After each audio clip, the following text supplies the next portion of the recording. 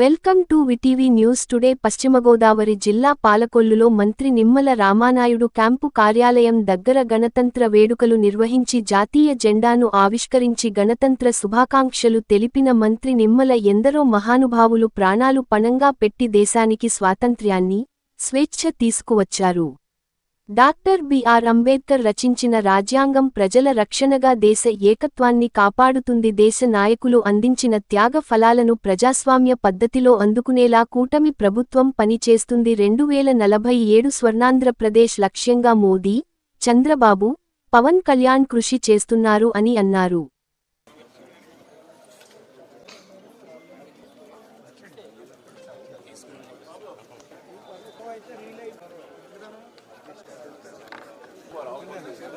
గణతంత్ర దినోత్సవ శుభాకాంక్షలు అందరికీ కూడా ముందుగా తెలియజేసుకుంటాం. ఆ రోజు మహానుభావులు వారి త్యాగ ఫలం ఫలించేటువంటి విధంగా, అంటే ఈ దేశంలో ఉన్నటువంటి అవినీతిని పారదోలాలి, ఈ దేశంలో ఉన్నటువంటి టెర్రరిజం నుంచి ఈ దేశాన్ని కాపాడుకోవాలి అనేటువంటి ఆలోచనతో బ్రిటిష్ వారిని అయితే ఈ దేశం నుంచి పారదోలగలిగాం. కానీ ఇంకా ఈ దేశంలో ఈ యొక్క అవినీతి, వేర్పాటువాదం, టెర్రరిజం ఇటువంటి వాటిని ఇంకా నిర్మూలించవలసిన అవసరం ఖచ్చితంగా ఉంది.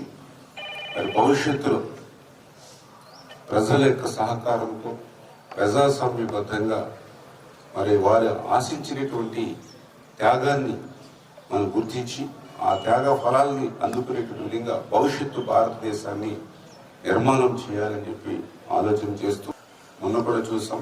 2024 మరి ఎన్నికల్లో ఆంధ్రప్రదేశ్ రాష్ట్రంలో కూడా బ్రిటిష్ వారి కంటే కూడా నిరంకుశత్వ నియంతృత్వమైనటువంటి పాలన నుంచి 2024 రాష్ట్రంలో చరమగీతం పాడి మళ్ళీ ఒక ప్రజాస్వామ్యమైనటువంటి పాలన ఈరోజు ఈ రాష్ట్రంలో జరుగుతున్నటువంటి పరిస్థితి.